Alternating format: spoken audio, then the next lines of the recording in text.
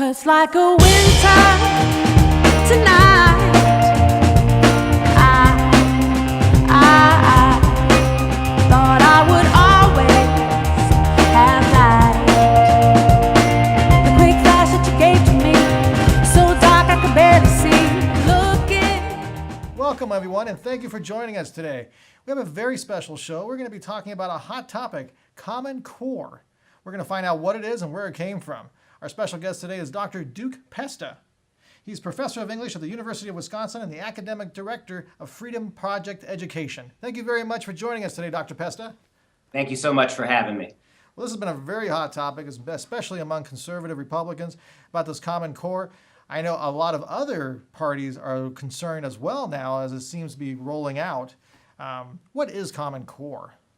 Well, it's a complicated topic, but in the most basic nutshell, Common Core is a federal takeover of education that uses non-federal means to accomplish the task. It is going to cede much more state and local control of education to the federal government through the Department of Education. It's going to restrict the ability of moms and dads to have a meaningful say in their local communities with what goes on in education. And the second biggest thing about Common Core to keep in mind is, as is usually the case, when the federal government takes something over or gets itself much more involved in taking something over, it becomes an opportunity for them to feed all sorts of ideology into the school. So the two big concerns about Common Core are the federal takeover, what the loss of state and local control that comes with it, and then how the federal government plans to use that newfound control to begin to put all sorts of different one-sided ideological perspectives into our kids' classrooms.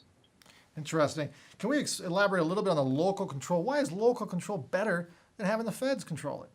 Well, right now, if you have a problem in your classroom, your daughter's reading a book or made to watch a movie that you don't approve of, that you find sexually inappropriate or developmentally inappropriate or politically inappropriate, more or less, you can go to your school, talk to your teacher, and 9 times out of 10, you can opt your kid out of that material.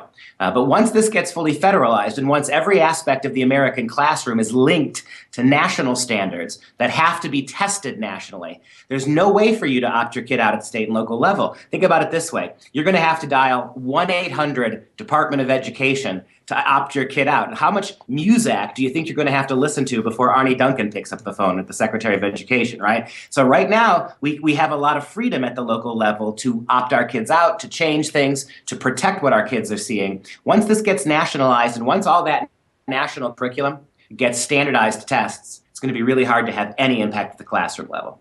So it really is a loss of freedom. Mm-hmm. Wow. Absolutely. That's kind of scary. It is. I mean, and we've got the perfect paradigm for this in the healthcare law. Now, parents who are trying to find different plans, other plans, trying to opt out, they're really in a bind because there's nothing the states can do for them. They have to now deal with the federal government. So independent plans are drying up. The ability of states to provide independent health care for parents and families is going away. Everything's being subsumed by the big federal program. And you've watched the rollout of Obamacare, how shockingly inefficient it is just to sign up for this, let alone run it. The same thing has to happen when the feds become more and more increasingly involved in education at the national level. It's happened with everything else they've ever tried to do. Now, I know I've spoken with some public school teachers, and they've explained that it's really difficult for them to veer out of it because you have the national standard tests, I'm assuming, and you also have state tests. Is that true?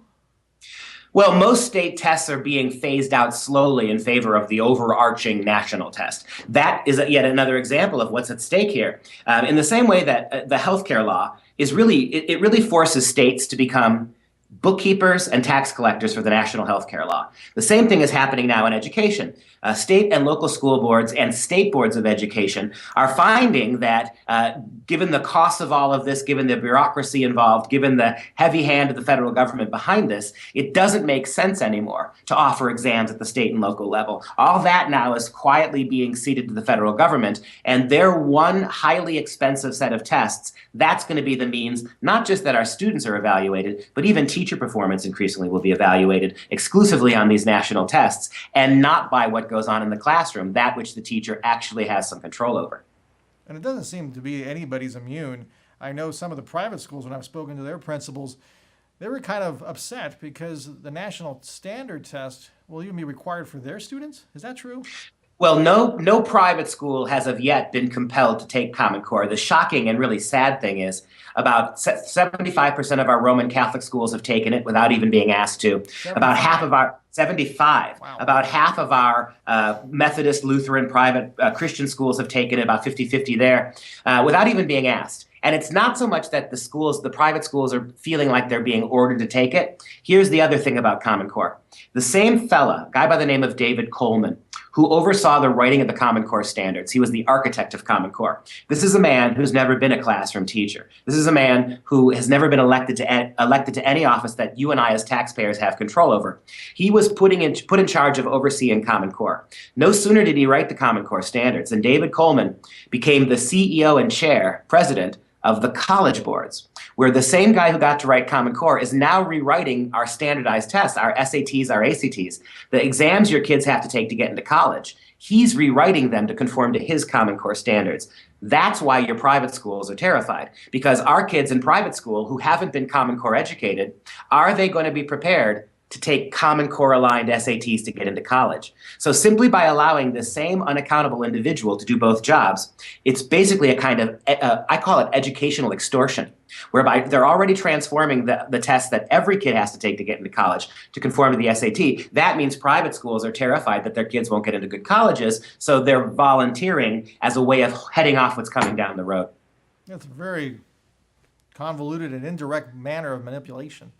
I call it's Banana Republic stuff. Public education is public because it belongs to you and me. The people who did this are unaccountable to us at every level. The people who own the copyright for Common Core, basically two Washington lobbyist groups, we can't get at them. The federal government allowed these private entities to do this because legally they couldn't do it. People always ask me, that sounds awfully conspiratorial. The federal government wanted to take over education. Why didn't they just do it like they did healthcare? Well, legally they are prohibited from doing so. 3 different federal statutes dating back to about 1965.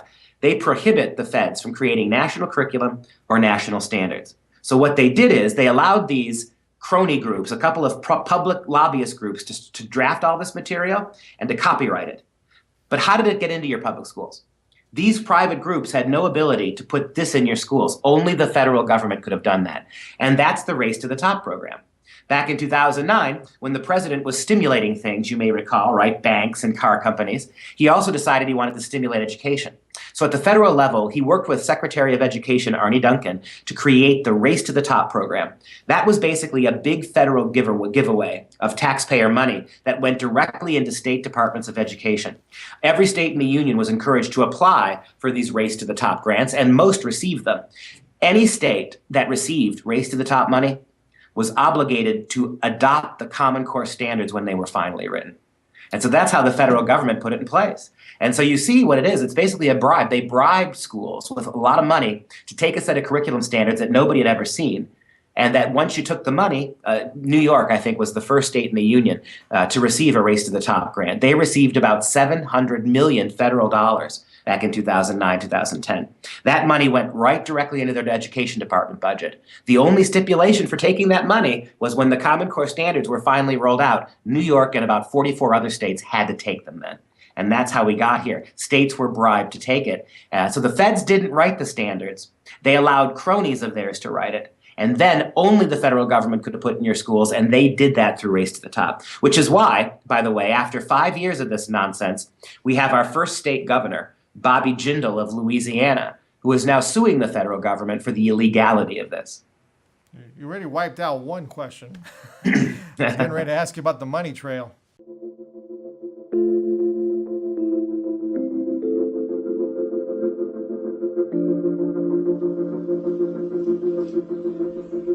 Hi, welcome to Adelante. This is Adelante Recovery, and my name is Yvette Kuglin, and I'm part of the staff. Adelante Recovery Center has helped people in dual diagnosis for 5 years. We accept most PPO insurances and provide luxury accommodations and 24-hour support. To speak with an admissions counselor, call 1-888-242-4450. A lot of time we don't even know what's wrong with us, and sometimes we need to get away to figure that out. So if you want to go for a little retreat out in Corona Del Mar, which is a confidential location, we're here to help. So we're only a phone call away. Thank you. Is there any more to the money trail? I know Well, a lot the one of schools want it. Yeah, the one aspect we didn't talk about is who paid these two lobbyist groups to write those standards, and David Coleman. That was the Bill and Melinda Gates people. The Bill and Melinda Gates people, as you and I sit here today, they've spent about $6 billion promoting, advocating, propagandizing for Common Core in the States. You cannot find a single serious educational organization that supports Common Core that was not paid money by Gates to do it. So the Gates people, all these major players who support this, Achieve, all these ALEC, all these the Broad Foundation, all these educational 501c3s that support Common Core, every single one of them has received hundreds of thousands, if not millions of dollars from the Gates people to put this into place. So, well, that answers another question. You're reading my mind today. I was going to ask you who the benefactors are. What are the Gates getting out of this? Well, I don't believe personally that Bill Gates is terribly interested in education. What Bill Gates is and always has been interested in is the technocracy, the ability of technology to control, shape, maneuver, manipulate people, the ability of all this data gathering. And, data mining is a huge component of Common Core. All of the ability of this advanced technology to basically spy on, to record, to document, to influence, even when necessary, to bully people into becoming the kind of people the state wants, right? Transforming the way we view the relationship between parents and kids and the families and the state schools. I think that's Gates' major ambition in all of this, is the ability to use this technology to create a different society from the one Americans have traditionally known. Are there any other key players besides Bill Gates and Coleman? Well, you've got Bill Gates, you've got Coleman, you've got a lot of educational reform people, progressives primarily, who want education to become much more activist and much less fact-based, much more ideological and much more neutral.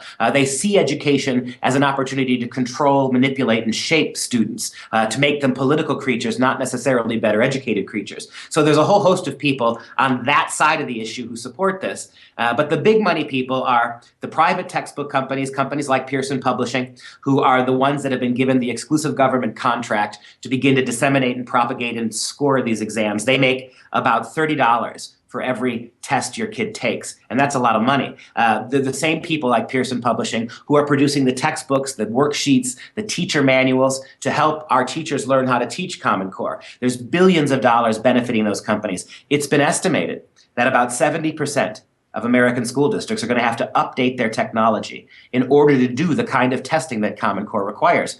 Whose computers do you think are going into those schools? It's not Apple computers, I'll tell you that right now. This is the Gates computer, the Gates computers. The Gates technology is benefiting from this as well. So the idea that somehow Bill Gates gave all this money, this $6 billion to implement Common Core out of the goodness of his own heart is absurd. What I like to ask people, what if instead of Bill Gates, if these were exactly the same set of standards, but instead of Bill Gates, it was the Koch brothers who put up $6 billion. Do you honestly think this wouldn't be splashed over every newspaper in the country? Rogue billionaires buy public education. But because it's Gates, and because Gates is so in bed with the president on this, that our papers say nothing about the origins of this. What qualifies Bill Gates to be involved in education this way? What qualifies David Coleman or these two Washington lobbyist groups to have this kind of control over the educational system that is absolutely transforming American schools? None of these people were ever elected. Common Core has never been voted on in any state legislature. Governors have never voted on it. Moms and dads, teachers unions have had no say in the implementation of Common Core in their states. All this has been done completely under the wire and off the grid. And this is supposed to be public education. Say what you will about the national health care law. At least it had a hearing in the Senate. The Congress had a hearing before the Supreme Court. People were aware of it going on, and average citizens were allowed to weigh in on it before it was adopted.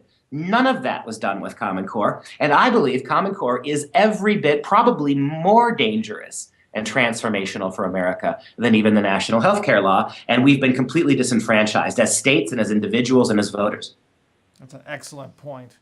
And I'm sure this is not a new story. This has been going on for centuries with different leaders and dictators over the past who have done the same thing, changing the destination of their children, changing the course of how they think of things. We've seen that before. This is not something new. It's just unfortunate that's happening here.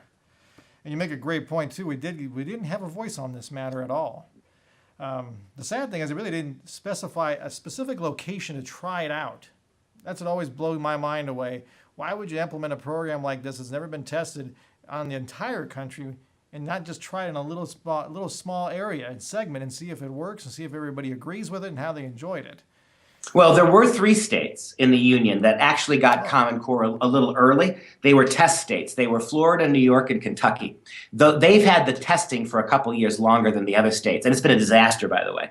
The testing in those states has been horrific. It's one of the reasons why all 3 of those states, in their own ways, are trying to get out of Common Core now.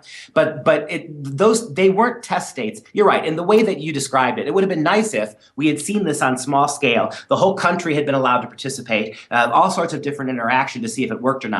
No, the Common Core people put it in 3 states, not to see whether it would work or not, because quite frankly, I don't think they care if it works or not. This is about control. It's not about education.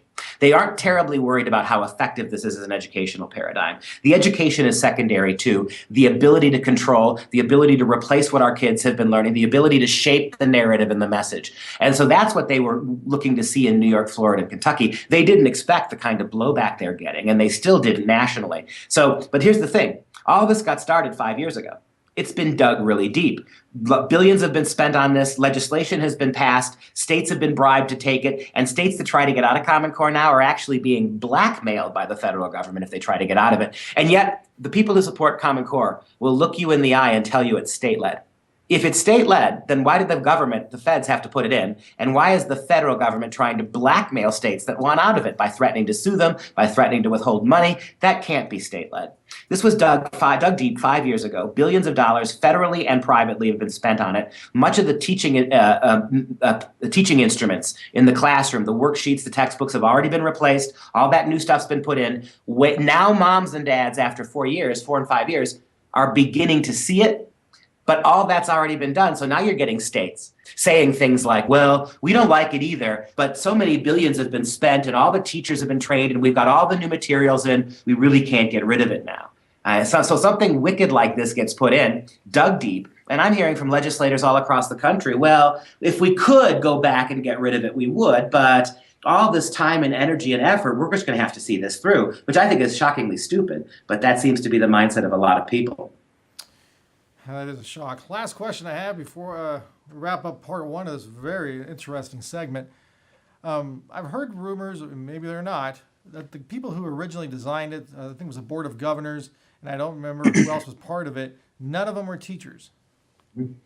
The 2 organizations that I mentioned, these lobbyist groups, are the National Governors Association and the CCSSO. Now, the NGA, when people hear that, they want to say, oh, well, it is state-led. 50 state governors locked themselves in a room and wrote education standards. I wish that would have happened. But think about it. What qualifies your governor, Governor Brown? What qualifies him to write education standards? You got the most liberal governor in the country. I've got the most conservative governor in the country, and Scott Walker. And guess what? He ain't qualified to write education standards either. So I wish 50 state governors had done this, even though they're not qualified, because at least you can unelect a governor. The people who wrote these standards themselves haven't really been classroom teachers. These 2 organizations that did this, the people responsible for this, they don't have the educational qualifications and background to do this in a meaningful way, and yet they were allowed to do it. So, and one last thing about the National Governors Association. People who want to argue that this was governors-led because the NGA was involved, for a lot of the time that Common Core was being implemented, the sitting governor, the president, the chair of the NGA, was Governor Mary Fallin, governor of Oklahoma. Well, 4 months ago, Mary Fallin pulled her state completely out of Common Core. That should tell you how involved the governors were in this process. Wow. Wow. That's all I can say about this show. Thank you so much, Dr. Pesta. That was incredible. Thank you very much for the insight. My pleasure. Hope to talk to you again soon. And thank you, everyone, for joining us. I hope you learned a lot today as we dig deeper into Common Core. Our next part, we're going to find out what are the bad parts of this Common Core. We're going to dig into that and see what's happening to our children. If you want to learn more, if you want to contact Dr. Pesta, you can reach him at www.fpeusa.org. That's www.fpeusa.org. See you next time, everyone.